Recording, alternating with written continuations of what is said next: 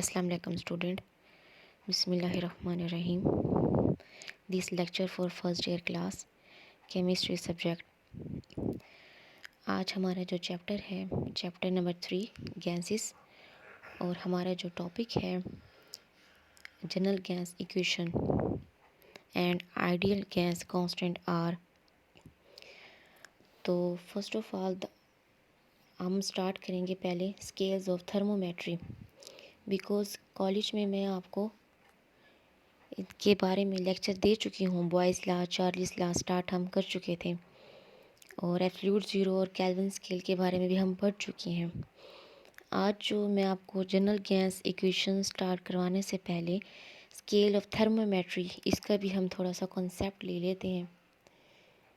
आपको ये स्क्रीन पे नज़र आ रहा है 3 स्केल्स हैं ऑफ थर्मोमेट्री के: centigrade scale, Fahrenheit scale, absolute or Kelvin scale. These 3 scales are used to measure the temperature of any gas. तो first of all centigrade scale. Centigrade scale आप देखें, water have the 3 state, liquid, solid and gas. तो water का जो boiling point है 100 Celsius degree centigrade है, और अगर ये कन्वर्ट हो जाए वाटर इनटू आइस में, तो आइस का जो फ्रीजिंग पॉइंट होगा वो 0 सेल्सियस डिग्री सेंटीग्रेड होगा। तो इन दिस स्केल के अंदर 0 Celsius degree centigrade is taken as freezing point of water and 100 Celsius degree centigrade is taken as boiling point of water.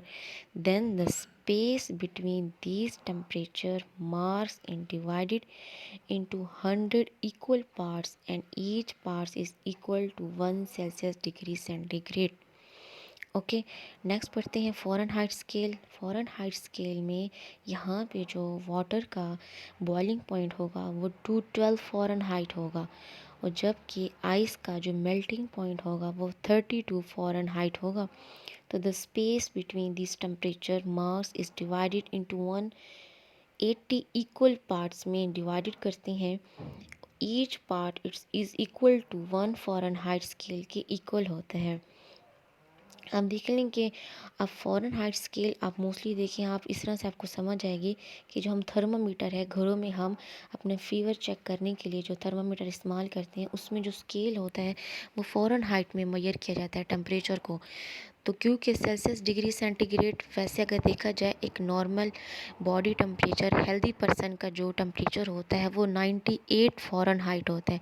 ठीक है, 98 या 97 96 की रेंज में फ़ारेनहाइट टेम्परेचर होता है. फ़ारेनहाइट अगर हम सेल्सियस डिग्री सेंटीग्रेड देखें तो एक हेल्दी पर्सन का सेल्सियस डिग्री सेंटीग्रेड स्केल में टेम्परेचर 37 या 36 की रेंज में होगा. ठीक है, तो अब उसके लिए आप ये देखना चाहें कि अगर हमारे पास जो टेम्परेचर हमारा बॉडी का सेल्सियस डिग्री सेंटीग्रेड में 36 है, नॉर्मल टेम्परेचर है, तो उस वक्त फ़ारेनहाइट का हमारा टेम्परेचर क्या होगा.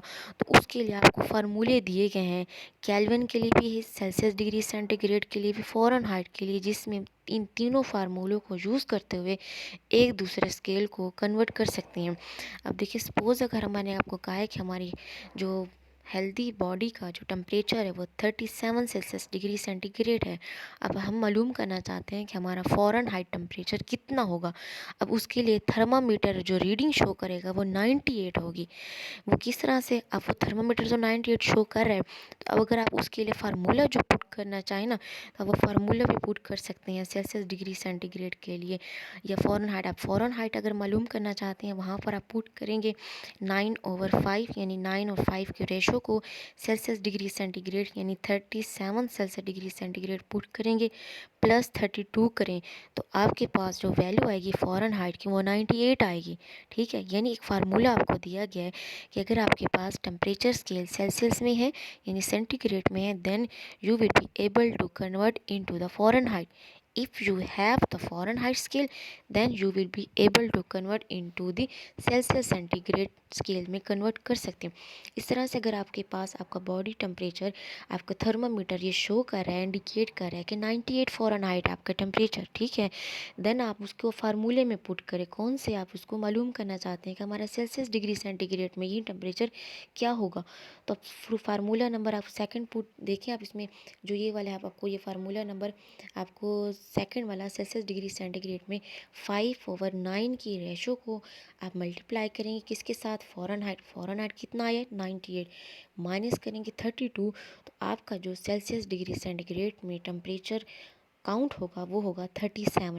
तो अब देखिए मोस्टली जो होता है एक जनरल एक हेल्दी पर्सन का मैं कह रही हूँ कि 98 होता है फ़ारेनहाइट या 96 भी हो सकता है, और सेल्सियस डिग्री सेंटीग्रेड कितना हो जाएगा सेल्सियस 37 या 36। लेकिन अगर उससे अबव हमारा थर्मामीटर हमें शो करता है जस्ट लाइक 99 से अबव शो करता है, तो 99 भी एक किस्म का 37 सेल्सियस ही आ जाता है, वो भी इतना ज़्यादा टेम्परेचर नहीं होता। अगर वो टेम्परेचर ओवर हो जाए 100 से, यानी 100 फ़ारेनहाइट टेम्परेचर शो कर रहा है, ये 101 आ रहा है, 102 पे बुखार है, तो इसका मतलब है हमारा जो बॉडी टेम्परेचर है वो 37 और 36 से बढ़कर 38 या 39 पे आ गया। इट्स मीन डैट कि the most often means you have a fever caused by an infection or the illness। It's mean इसके हम ये कह सकते हैं कि हम इस पर्सन को बुखार है, इलनेस है, किसी इन्फेक्शन की वजह से अब उसका जो बॉडी टेम्परेचर है वो नॉर्मल नहीं रहा। तो आपको इस तरह से आप इजीली आपको समझ आ गई होगी मेरी ये जनरल एग्जांपल कि ये तीनों स्केल हम एक दूसरे में कन्वर्ट कर सकते हैं ये तीनों फार्मूले यूज़ करते हुए। नेक्स्ट हमारे पास है एब्सोल्यूट या Kelvin scale. Absolute kelvin scale के बारे में भी आपको मैं प्रीवियस लेक्चर में बता चुकी हूँ कॉलेज में कि डेरिवेशन ऑफ एब्सोल्यूट ज़ीरो जब ये डिस्कवर हुआ था, क्यों, जब एक 40 ला को सेल्सियस डिग्री सेंटीग्रेड में जब टेम्परेचर में मेजर किया गया तो 40 law is not being obeyed when temperature is measured on the Celsius scale. जब गैस के टेम्परेचर को सेल्सियस डिग्री सेंटीग्रेड स्केल में मेजर किया गया तो उसने 40 लाख को बे नहीं किया, तो उसके लिए एक new temperature scale has been develop किया गया जो कि स्टार्टेड हुआ 273 सेल्सियस डिग्री सेंटीग्रेड से। अब देखिए 273 सेल्सियस डिग्री सेंटीग्रेड के ऊपर आप देखेंगे कि जो हमारा जो केल्विन टेम्परेचर होगा वो क्या होगा, तो वहाँ पर अगर केल्विन टेम्परेचर ज़ीरो है तो सेल्सियस डिग्री सेंटीग्रेड -273 से 3 होगा, ठीक है। अगर ज़ीरो सेल्सियस डिग्री सेंटीग्रेड है तो वहाँ पर केल्विन 273 होगा। तो ये एक दूसरे, तो हमने फिर देखा गया कि एब्सोल्यूट ज़ीरो या केल्विन स्केल जो है ना वो 40 लाख को बेक कर लिया। अब 40 लाख क्या है, 40 लाख ये कहता है कि temperature is directly proportionally to the volume. जब टेम्परेचर को बढ़ाते जाएं तो जो वॉल्यूम होगा वो भी इंक्रीज़ होता जाएगा, और जब इसकी रेशो बनाई गई V1/T1 इनिशियल के लिए और फाइनल के लिए V2/T2, और ये बोथ आर इक्वल होती हैं बिफोर एंड आफ्टर ये रेशो काउंट की गई है, तो सेल्सियस सेल्टिस यानी कि सेल्सियस डिग्री सेंटीग्रेड स्केल में ये 40 ला ओबे नहीं करा था, जबकि केल्विन स्केल में ये ओबे किया है। क्या है अब हमारे पास केल्विन, यह एब्सोल्यूट ज़ीरो जो स्टार्ट होता है वो कि आइस का जो प्रेशर होगा 1 एटमॉस्फेरिक प्रेशर के ऊपर केल्विन स्केल 273 होगी, ठीक है। केल्विन स्केल आइस का मेल्टिंग पॉइंट और वाटर का बॉइलिंग पॉइंट जो कि 373 केल्विन हो जाएगी। और जब देखें 373 जो केल्विन होता है और उस पॉइंट के ऊपर सेल्सियस डिग्री सेंटीग्रेड 100 होता है, ठीक है। 100 सेल्सियस डिग्री सेंटीग्रेड अगर है तो वहाँ पर केल्विन 373 होगा एब्सोल्यूट टेम्परेचर जो कि वाटर का बॉइलिंग पॉइंट है। तो these main scale centigrade Fahrenheit and absolute या Kelvin scale are the used to measure the temperature of any gases. Next आप पढ़ते हैं, हमारे पास जनरल गैस इक्वेशन है। अब जनरल गैस इक्वेशन हमें क्या बताती है कि वाइल जब हमने बॉयज़ लॉ 40 लॉ को हमने डिस्कस किया है। अब बॉयज़ लॉ क्या है, बॉयज़ लॉ हमने बताया था कि जब वॉल्यूम जो है इन्वर्सली प्रोपोर्शनल है टू द प्रेशर के, यानी कि प्रेशर जब हम क्या करते हैं इंक्रीज़ करते जाएं तो वॉल्यूम उसका डिक्रीज़ होता जाएगा। बॉयज़ लॉ ने एक्सपेरिमेंटल भी हमें करके दिखाया था, जब हमने उसको वेट बढ़ाते गए 2 एटमॉस्फेरिक हमने वेट किया था, तो वहाँ पर हमारा वॉल्यूम 1 डेसीमीटर क्यूब से डिक्रीज़ होकर हाफ डेसीमीटर क्यूब में हो गया था।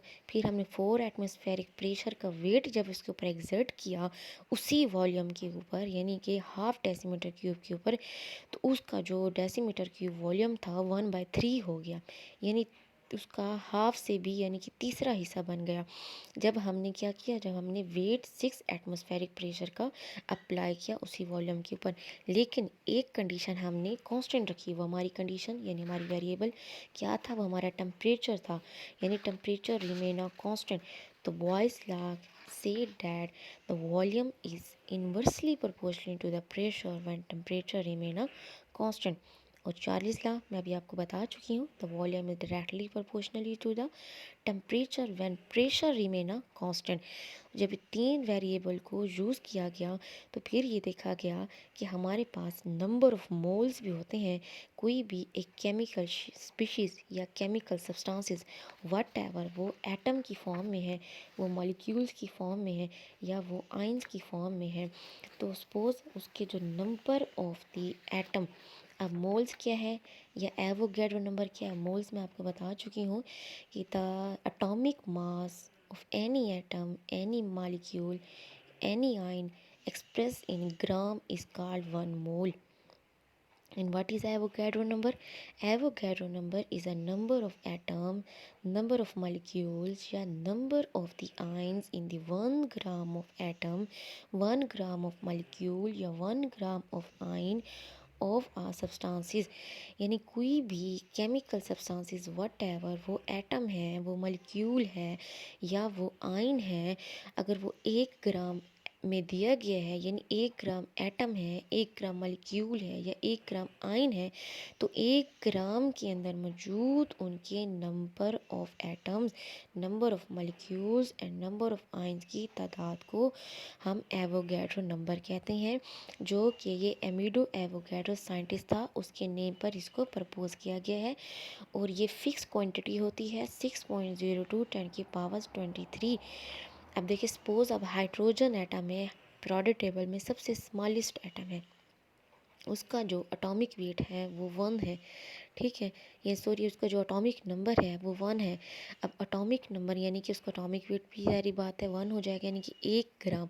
अब 1 gram of hydrogen atom express in 1 ग्राम में उसका वेट ग्राम में हम उसको कर रहे हैं ना, तो वो 1 मोल हो गया। तो 1 मोल ऑफ हाइड्रोजन के अंदर नंबर ऑफ हाइड्रोजन एटम की तादाद जो होगी वो होगी 6.02 10 की पावर 23 होगी, जिसको हम कहते हैं एवोगैड्रो नंबर।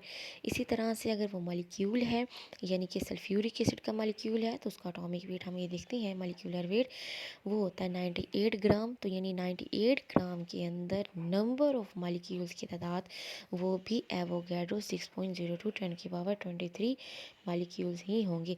इसी तरह से ग्लूकोज की सैंपल ले ले, सुक्रोज की सैंपल ले ले, वाटर के ले ले, वाटर के 18 ग्राम है, ग्लूकोज के 180 ग्राम है, सुक्रोज के 342 ग्राम है।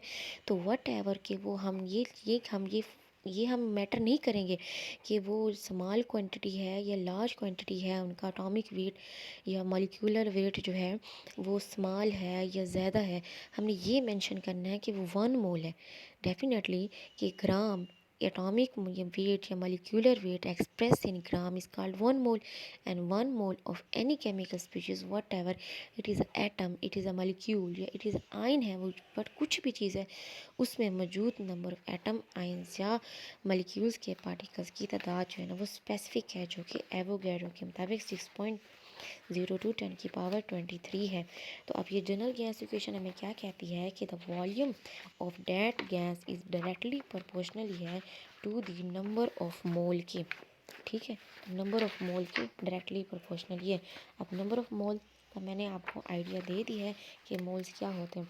अब उन्होंने कहा गया है कि अगर ये हमारे पास किसी भी मोमेंट पर अगर हम ये देखना चाहें कि हमारे पास जो है 3 वेरिएबल्स हैं, यानी कि टेम्परेचर है, प्रेशर है, वॉल्यूम है, अगर हम इन तीनों को कांस्टेंट ना करें, ठीक है ना, आप इस पर फोकस करें ना, कि if we think for a moment that none of variable are to be kept constant, then all the above relationship can be joined together। तो इससे क्या होगा, अगर इस तीनों वेरिएबल्स को अगर हम इकट्ठा कर लें, यानी कि हम कांस्टेंट कर दें, यानी कि सॉरी अगर हम तीनों वेरिएबल को कांस्टेंट ना करें और इन तीनों को अगर हम सम कर लें, तो हमारे पास एक इक्वेशन बनेगी v directly proportionally to N T over P. ठीक है, तो एन टी ओवर पी के लिए डायरेक्टली प्रोपोर्शनली कांस्टेंट लेंगे। तो डायरेक्टली प्रोपोर्शनली कांस्टेंट जो हमने लिया हुआ है वो है हमारे पास आर। ठीक है, तो ये हमारे पास ये आर दिया हुआ है, तो ये are V is equal to R N T over P. Then this equation is called general gas equation. अगर हम v को p को अगर हम इस तरफ लेके आए v की तरफ, जो यहाँ पर मल्टीप्लाई हो जाएगा, then P V is equal to N R T. Equation number 4 is called the general gas equation. It's also known as a general gas equation कहते हैं या आइडियल गैस इक्वेशन कहते हैं।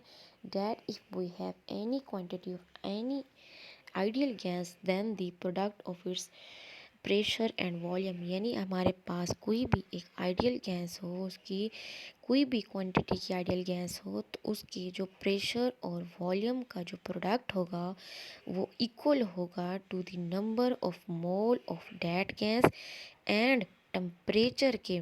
अब यहाँ पर जो टेम्परेचर हमारे पास दिया जाएगा वो केल्विन स्केल में होगा।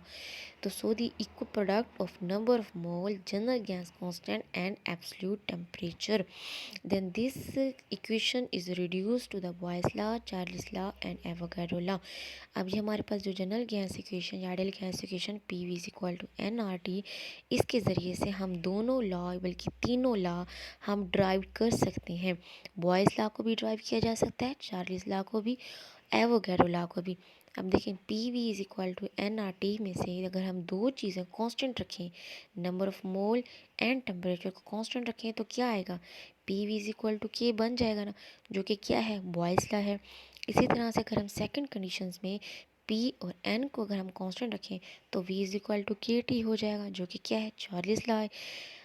सेम डैट इसी तरह से अगर हम P V N R T equation को यानी जनरल गैस इक्वेशंस में से एवोगैड्रो लॉ अगर ड्राइव करना चाहें, तो उस कंडीशन में प्रेशर और टेम्परेचर को हम कांस्टेंट रखेंगे, तो P इज इक्वल टू के एन कहलाएगी। यानी कि हम जनरल गैस इक्वेशन से जो तीनों लॉ हैं उनकी इक्वेशन को ड्राइव कर सकते हैं। तो इट्स मीन के ratio of P V and T, यानी पी और पी वी का प्रोडक्ट और टी के साथ अगर इसकी रेशो बनाएं, ये ऑलवेज आर के यानी जनरल गैस कांस्टेंट के इक्वल होती है, और वहाँ पर आर की जो वैल्यू है यानी मोलर गैस कांस्टेंट वो रिमेन और कांस्टेंट ही रहेगी, यानी इक्वल ही रहती है। So T is a constant quantity है, यानी मोलर गैस कांस्टेंट है। अब देखिए P1 V1 over T, P2 V2 is equal to, दोनों बराबर होंगे, यानी इनिशियल और फाइनल सिचुएशन हमारी इक्वल रहेगी। अब इसके लिए आपने ये देखा था बॉयज़ लॉ को, मैंने आपको एक्सपेरिमेंटल उन्होंने आप बॉयज़ लॉ ने आपको एक्सप्लेन किया था कि उसने कहा था कि अगर P1 यानी कि हमारे पास क्या था, जो बॉयज़ लॉ की इक्वेशन थी V और प्रेशर P और V के अकॉर्डिंग थी ना कि P1 V1, अगर हम फर्स्ट कंडीशंस में 2 एटमॉस्फेरिक प्रेशर ऐड करते हैं तो P हमारे पास क्या आ जाएगा 2, और वॉल्यूम हमारे पास क्या आ जाएगा 1 डेसीमीटर क्यूब। ठीक है, तो इन दोनों को मल्टीप्लाई करें तो K की वैल्यू क्या आएगी, 2 ही आएगी ना। अच्छा, अगर उसके बाद अगर हम करते हैं उसको हम सेकंड कंडीशन में लेके आते हैं P2 और V2 करते हैं, यानी हम यहाँ पर प्रेशर जो अप्लाई करेंगे 4 है, और V2 यानी वॉल्यूम कितना हो जाएगा, हाफ 1/2। अब 2 4 से मल्टीप्लाई हो जाएगा, देन K की वैल्यू यहाँ पर भी 2 आ जाएगी। तो इसी तरह से यानी कि P1 V1 के लिए भी K की वैल्यू 2 निकली है, P2 और V2 के लिए भी K की वैल्यू 2 निकली है, यानी कि 2 डेसीमीटर क्यूब एटमॉस्फेरिक निकली है। वो अब बॉयज़ लॉ आप देखें प्रीवियस, आपके पास बुक्स हैं, आप इसको पेज को टर्न करके बॉयज़ लॉ को देखें तो वहाँ पर आपकी तीनों कंडीशंस में यानी कि P1 और P2 और P3 में तीनों में K की जो वैल्यू वो रिमेन और कांस्टेंट रही है। ठीक है, दोनों की जो तीनों में जो आ रही है ना वो 2 2 ही आ रही है, 2 डेसीमीटर क्यूब एटमॉस्फेरिक। तो इसी तरह से जनरल गैस इक्वेशंस के अंदर भी P1 V1 T का जो रेशो होगी वो इज़ अ कांस्टेंट क्वांटिटी रहेगी, यानी कि मोलर गैस कांस्टेंट आर की जो वैल्यू वो रिमेन और कांस्टेंट रहेगी, जिससे P1 V1 P2 V2 कोई भी कंडीशन है जब वट एवर, यानी कितनी भी हम कंडीशन इसके ऊपर अप्लाई करते जाए 2 3 4, वो सारे की उसकी जो वैल्यू हो जाएगी आर की वो कांस्टेंट ही रहेगी। ठीक है, क्लियर है।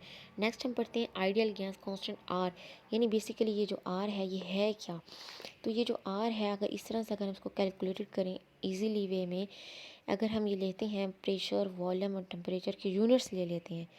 अब देखिए ना, जनरल गैस जो इक्वेशन है या आइडियल गैस जो इक्वेशन है वो कौन कौन से वेरिएबल के ऊपर मुश्तमिल है, पी वी और टी, तीन वेरिएबल है ना, प्रेशर वॉल्यूम एंड टेम्परेचर। अगर हम इन तीनों के यूनिट्स को मेंशन करें, प्रेशर का हमारे पास यूनिट जो हमारे पास दिया जाएगा वो स्टैंडर्ड टेम्परेचर प्रेशर, जिसे हम 1 एटमॉस्फेरिक प्रेशर कहते हैं। यानी कि वैसे प्रेशर के लिए मुख्तलिफ स्केल होते हैं, पास्कल स्केल भी होता है, टॉर भी होता है जिसे या मिलीमीटर मरकरी भी कहते हैं, और एटमॉस्फेरिक भी होता है। तो 1 atmospheric pressure is equal to 760 torr के बराबर होता है, और एक टॉर 1 मिलीमीटर मरकरी के इक्वल होते हैं। बेसिकली ये जो है ना, ये तीनों स्केल है प्रेशर को मेजर करने के लिए, जिस तरह से टेम्परेचर के तीनों स्केल हमने पढ़े हैं।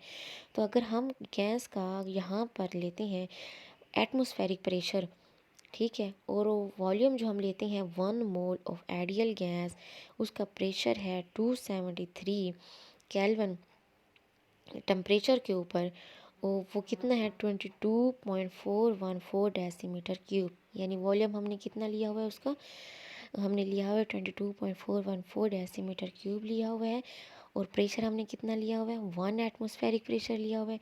टेम्परेचर कितना हो गया है 273.16 केल्विन। तो ये हो गया टेम्परेचर। यानी हमने तीनों जो वेरिएबल्स थे उन तीनों के यूनिट्स अब हम पुट करेंगे किसमें, इस इक्वेशंस के अंदर, जनरल गैस इक्वेशन के अंदर। 1 एटमॉस्फेरिक पी की जगह हमने क्या लिख दिया 1 एटमॉस्फेरिक प्रेशर, वॉल्यूम की जगह जितना में वॉल्यूम था 22.414 वो पुट कर दिया। मोल कितने थे हमारे पास, नंबर ऑफ मोल वो था 1 मोल ऑफ, तो हमने 1 लिख दिया। टेम्परेचर कितना दिया था हमने, यूनिट कौन सा था 273 केल्विन में, यानी एब्सोल्यूट या केल्विन स्केल में। अब इन तीनों को अगर हम पुट करने के बाद, यानी चारों की हमने, यानी कि वॉल्यूम की, प्रेशर की, टेम्परेचर की और नंबर ऑफ मोल की यूनिट्स पुट करने के बाद जब हमारे पास एक कैलकुलेटेड वैल्यू आई है वो है 0.0821 डेसीमीटर क्यूब एटमॉस्फेरिक पर केल्विन पर मोल, इनकी यूनिट मेंशन करना लाजमी है।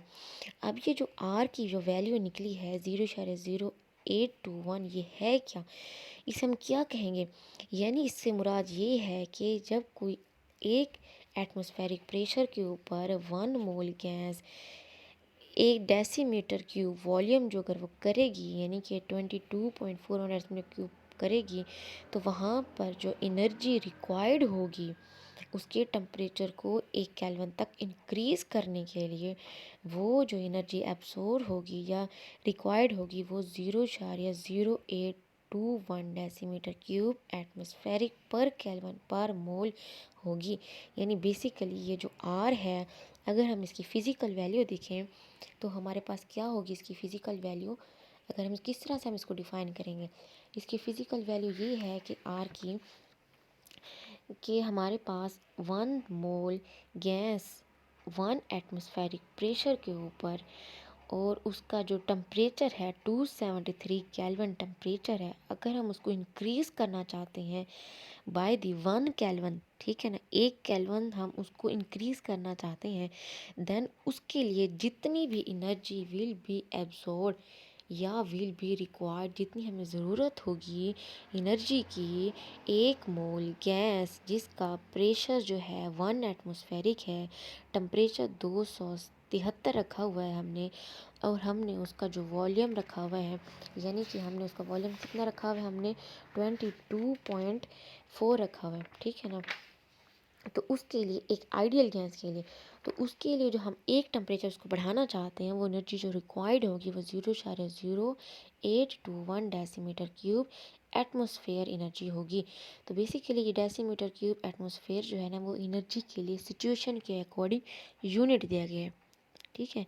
तो ये जो आर की जो वैल्यू है, बेसिकली ये जो आर है ये एक यूनिवर्सल पैरामीटर होता है तमाम गैसेस के लिए, और ये बेसिकली हमें किसी भी आइडियल गैस के मालिक्यूल्स के जो एवोगैड्रो नंबर है एनर्जी की डिमांड पे वो सेम होते हैं। तो if the pressure is express करते हैं अगर हम मिलीमीटर मरकरी में या टॉर में, तो वॉल्यूम ऑफ गैस का सेंटीमीटर क्यूब में लेंगे, देन वैल्यू ऑफ आर की हम फाइंड आउट करेंगे। तो ये हमें ये एक कंडीशन दी हुई है, यानी वो कहते हैं अगर हमारे पास जो प्रेशर प्रेशर है गैस का, अगर हम उसको 1 एटमॉस्फेरिक के बजाय अगर हम उसको टार या मिलीमीटर मरकरी में करें, और गैस का फिर वॉल्यूम भी हम क्या लेंगे, डेसीमीटर क्यूब की बजाय सेंटीमीटर क्यूब में करेंगे, तो आर की वैल्यू हमारे पास क्या आएगी।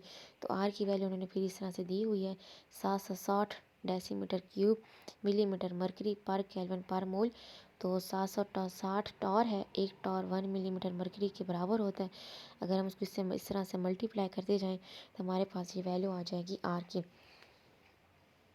और 1 डेसीमीटर क्यूब जो होता है ना, वो इज इक्वल टू बराबर होता है 1000 सेंटीमीटर क्यूब के। तो आईएसओ हमारा जो इंटरनेशनल यूनिट सिस्टम है हमारे पास, जो वो प्रेशर वॉल्यूम एंड टेम्परेचर के अंदर जनरल इक्वेशंस में, तो आर की अगर वैल्यू हम कैलकुलेटेड करना चाहिए, यानी हम अगर हम आर का यूनिट निकालना चाहें और आर की वैल्यू फाइंड आउट करना चाहें, तो S I units of pressure, S I units हमारे पास जो इंटरनेशनल जो सिस्टम है यूनिट्स का, उसमें हम प्रेशर का यूनिट्स न्यूटन पर मीटर लेते हैं, वॉल्यूम को मीटर क्यूब में लेते हैं, और एवोगैड्रो प्रिंसिपल फिर हम यूज़ करते हुए फिर हम उसमें पुट करते जाएंगे। अब देखिए हमारे पास 1 एटमॉस्फेरिक प्रेशर है, तो वो 760 टॉर के बराबर होगा। 760 टॉर का मतलब है उसके अंदर 1,01,325 न्यूटन पर मीटर प्रेशर होगा उसका। और 1 डेसीमीटर क्यूब हमारे पास इज इक्वल टू बराबर होता है 1000 सेंटीमीटर क्यूब के। तो 1 cubic metre is equal to बराबर होता है 1000 डेसीमीटर क्यूब के। तो अगर तमाम वैल्यू को अगर हम इस जनरल गैस इक्वेशन में पुट करें तो हमारे पास आर की वैल्यू आ सकती है। तो आर की वैल्यू हमारे पास क्या निकली है, वो हमारे पास है 1.989। ये हमारे पास जो बेसिकली ये वैल्यू जो आई हुई है वो एनर्जी की आई हुई है।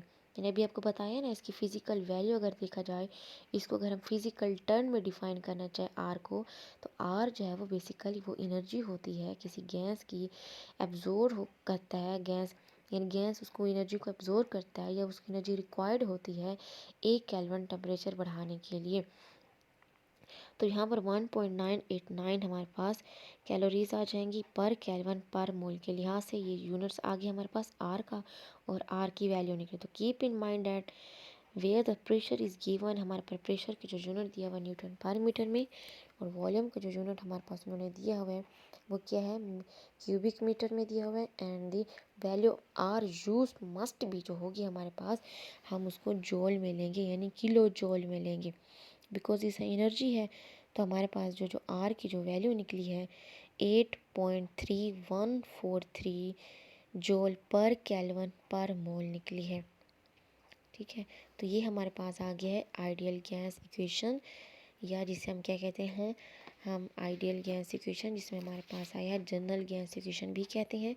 और आर की वैल्यू यानी आइडियल गैस कांस्टेंट आर की फिजिकल वैल्यू भी हमने फाइंड आउट किया। बेसिकली ये होती क्या है। नेक्स्ट हम पढ़ते हैं density of an ideal gas की डेंसिटी क्या है। डेंसिटी जो होती है हमारे पास वो क्या होती है, किसी भी एक गैस की मास टू वॉल्यूम रेशियो जो होती है उसे हम डेंसिटी कहते हैं।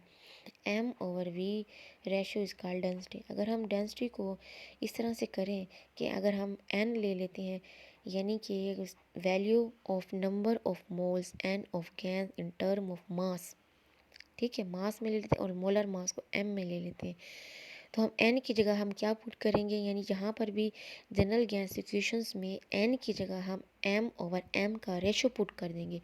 क्योंकि हम आपको दैट मैंने आपको बताया था कि नंबर ऑफ मोल्स क्या होते हैं, number of moles of any species is equal to, वो क्या होता है, उसका given mass divided by the molar mass. ठीक है, तो किसी भी हम मॉलिक्यूल एटम या आयन के नंबर ऑफ मोल्स मालूम करना चाहते हैं, तो उसका जो गिवन मास होगा इन ग्राम में वो पुट करेंगे, उसको डिवाइडेड कर देंगे उसी एटम आयन या मॉलिक्यूल के मॉलिक्यूलर वेट के या मॉलिक्यूलर मास से डिवाइडेड कर देंगे, वो हमारे पास आ जाएगा नंबर ऑफ मोल। तो अगर हम नंबर ऑफ मोल को कैपिटल M रेशियो से अगर शो करें, तो जनरल गैस इक्वेशंस में हम n की जगह m कैपिटल M लिख सकते हैं। तो हमारे पास अब आइडियल गैस इक्वेशन क्या बन जाएगी, PV is equal to small m capital M का रेशियो लेंगे, RT हो जाएगा। तो अब हमारे पास यहाँ क्या आ गया है, the mass of the gas whose PTV, यानी P pressure, temperature and volume, molar mass भी आ गया है, और 3 वेरिएबल भी आ गए हैं। यानी कि आप इन मास, यानी कि जो स्मॉल एम और कैपिटल एम का जो रेशो है, जिसे हम क्या कह रहे हैं, एन कह रहे हैं, बेसिकली नंबर ऑफ मोल्स है। तो अगर हम इसको हम डेंसिटी के टर्म में लेकर आए, यानी डील करें। अब डेंसिटी के टर्म क्या होते हैं, अभी मैंने आपको बताया, density is equal to mass over volume, volume का जो रेशो है उसे डेंसिटी कहते हैं। ठीक है, अब इस इक्वेशन के अंदर वॉल्यूम भी है, तो अगर हम कैपिटल एम को प्रेशर यानी पी की जगह पर लेकर जाएं, वॉल्यूम को यहाँ पर लेकर आएँ, तो एम ओवर वी का जो रेशो होगा वो डेंसिटी कहलाता है। इसलिए एम ओवर वी के रेशो की जगह उन्होंने डी लिख दिया है, यानी डी से मुराद है डेंसिटी। तो यहाँ पर हमारे पास क्या हो गया, अब आइडियल गैस इक्वेशन क्या बन गई है, P V is equal to D R T. ठीक है ना। अब डी आर टी के, अब डी कैसे बना है, अब देखिए डी डायरेक्टली नहीं आया, ये इनडायरेक्टली आया है।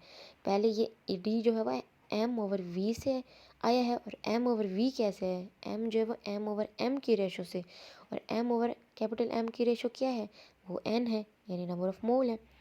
सो अब डी को अगर हम निकालना चाहें, यानी डेंसिटी मालूम करना चाहे किसी गैस की, इसी आइडियल गैस को यूज़ करते हुए, तो इसी हम इक्वेशंस में से, यानी P V is equal to D R T में से डी को हम इस तरफ लेकर P capital M over R T लिख सकते हैं। तो इससे मुराद ये होगा, तो hence density of an ideal gas is directly proportional है उसके मोलर मास के।